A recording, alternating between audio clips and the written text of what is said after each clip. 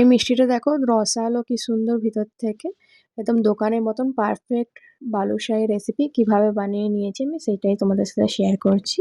দেখে নাও। তার জন্য আমি 1.5 কাপ মতন ময়দা নিয়ে নিয়েছি, অল্প একটু খাবার সোডা নিয়েছি, আর 2 টেবিল স্পুনের মতন টক দই নিয়েছি, আর 2 টেবিল স্পুন গালিয়ে নিয়েছি ঘি।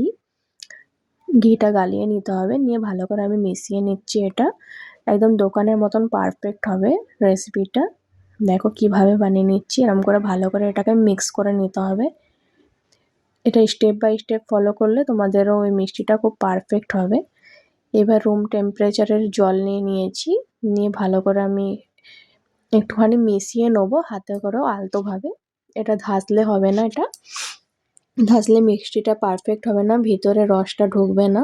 ওই জন্য একটু খালি এইভাবে আমি একটুখানি হাতে করে একটু মেখে নিচ্ছি, ধাসবো না, এমনি খালি একটুখানি জয়েন্ট করে নিচ্ছি ময়দাটা। এবার ঢাকা দিয়ে আমি রেখে দেবো 20 মিনিটের মতন। এখানে আমি চিনি রসটা আমি করে নিই, এই জন্য 1 কাপের মতন চিনি নিয়েছি, নিয়ে 1/2 কাপ জল নিয়ে আমি রসটা ফুটিয়ে নিচ্ছি। চিনি রসটা, চিনির চাশনিটা বানিয়ে নিচ্ছি। এটা কোনো তারের প্রয়োজন নেই, হালকা একটু চিপচিপে চাশনি হলেই নামিয়ে নিতে হবে। বেশি গাঢ় করলে এর ভিতর ভালো করে ঢুকবে না, একটু চিপচিপে হলেই হবে। দেখো এইভাবে। এবার হয়ে গেছে আমার চিনির রসটা ফোটানো হয়ে গেছে ভালোভাবে। এবার এটা একটু এলাচ থেঁতো করে দিয়ে দিচ্ছি, আর একটু জাফরান নিয়েছি দিয়ে দিচ্ছি কালারের জন্য। জাফরানটা দিলে খুব ভালো লাগে, সেন্টটাও ভালো লাগে। তোমরা চাইলে ফুড কালারও ইউজ করতে পারো, আমি ফুড কালার ইউজ করিনি কোনো, কারণ বাড়িতে বানাচ্ছি, কোনো ফুড কালার না ইউজ করাই ভালো।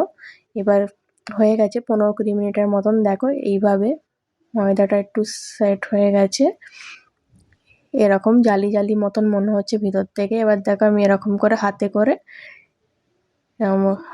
দেখো ময়দাটাকে টেনে টেনে ওর ওপর রেখে দিচ্ছি।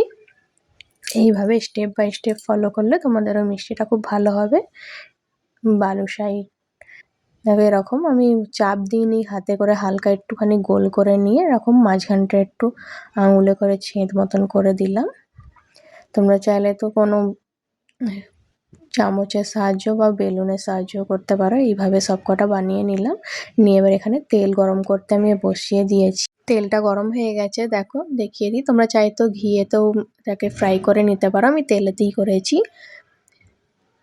এটা ঘিয়ের ময়ান দিয়ে আছে, তাই জন্য তেলেতে আমি ফ্রাই করেছি। তোমরা তেলে ঘিয়ে তোমাদের চয়েস যে কোনো।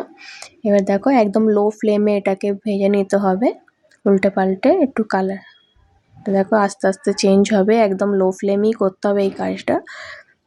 ফ্লেমটাকে হাই করলে কিন্তু ভালো হবে না, ভিতরে কাঁচা রয়ে যাবে, ওই জন্য লো ফ্লেমেই এই জিনিসটাই করতে হবে। দেখো কি সুন্দর ভেসে উঠেছে। এবার এক এক করে আমি উল্টে দিচ্ছি, এরকম করে উল্টে পাল্টে দেখো কালারগুলো কি সুন্দর চেঞ্জ হয়ে এসছে। এরকমভাবে বেশ কালারটা হবে। এবার আস্তে আস্তে আমি নামিয়ে নেবো এক এক করে। নামিয়ে চিনির রসটাতে আমি দিয়ে দেবো। চিনি রসটা গরমের দরকার নেই, রুম টেম্পারেচারের হলেই হবে। হালকা একটু উষ্ণ গরম আছে, এতে আমি দিয়ে দিলাম।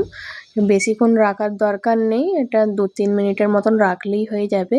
2-3 মিনিটের মতন দেখো চিনি রসে রেখে আমি এক এক করে তুলে নিচ্ছি। কি সুন্দর লাগছে। এবার উপর থেকে আমি গার্নিশ করে দিচ্ছি, একটু পিস্তা আর কেশর দিয়ে আমি গার্নিশ করে দিলাম। কি সুন্দর লাগছে দেখতে, যতটা সুন্দর খেতেও কিন্তু ততটাই সুন্দর। তোমরা বাড়িতে ট্রাই করবে, খুবই দুর্দান্ত একটা রেসিপি। মিষ্টি জিনিস খুবই ভালো লাগে এমনিতে করলে, বাড়িতে ট্রাই করলে আরোই ভালো লাগে। তোমরাও বাড়িতে ট্রাই করে দেখবে। আমার ভিডিও যদি ভালো লেগে থাকে লাইক শেয়ার সাবস্ক্রাইব করার পাশে থেকো। Thank you.